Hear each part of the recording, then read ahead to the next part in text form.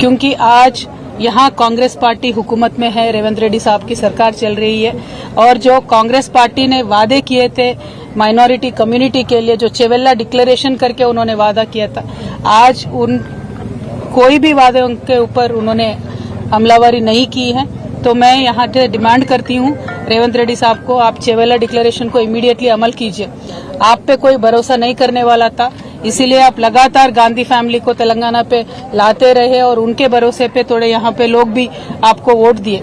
और minority declaration अब जब कर रहे थे तब सलमान खुर्शीद साहब को भी लेके आके आपने माइनॉरिटी डिक्लेरेशन का पूरा ओपन करके दिया था, लेकिन जितने भी उसमें वादे हैं वो एक भी आपने आज तक अमल नहीं किया।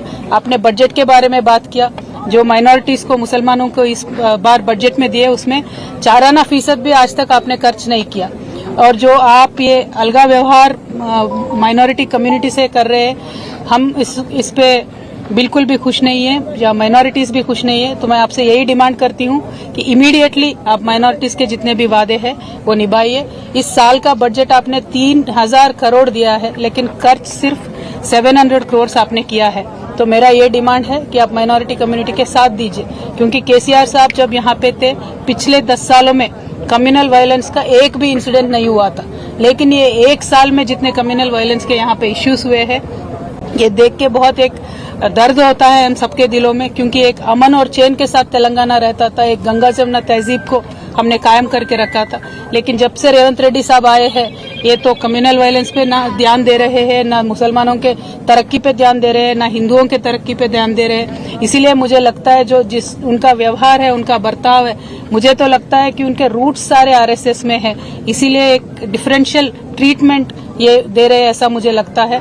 तो I will say that mister Revanth Reddy ji, आप अभी फोकस करिए माइनॉरिटी से इश्यूज पे, स्पेशली माइनॉरिटी वुमेन के लिए आपने जो प्रॉमिस किया था कि 1,60,000 देंगे कल्याण लक्ष्मी का, आप वो दीजिए। उसके साथ साथ आप सोना भी देने वाले थे, 1 तोला सोना भी देने वाले थे, वो दीजिए।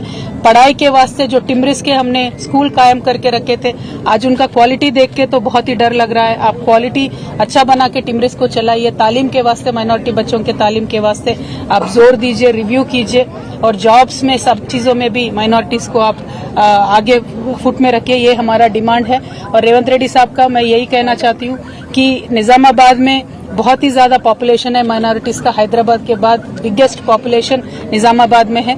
तो यहाँ लेकिन आज तक भी कुछ भी बजट निजामाबाद में आया नहीं है। यहाँ से शबीर अली साहब भी है, उन्होंने कंटेस्ट भी किया, लेकिन शबीर अली साहब ने भी कुछ भी जोर नहीं दिया, 1 भी रुपया निजामाबाद के लिए एडिशनली यहाँ पे नहीं आया है। तो मैं आपसे यही डिमांड करूंगी और लगातार मैं यही कहते रहूंगी कि जो भी कम्युनल इश्यूज है उन सब पे आप जोर दीजिए, चाहे वो जयनूर का इश्यू होने दीजिए या कुछ भी इश्यू होने दीजिए, उस पर जोर दीजिए और शांति कायम करके रखिए। Thank you.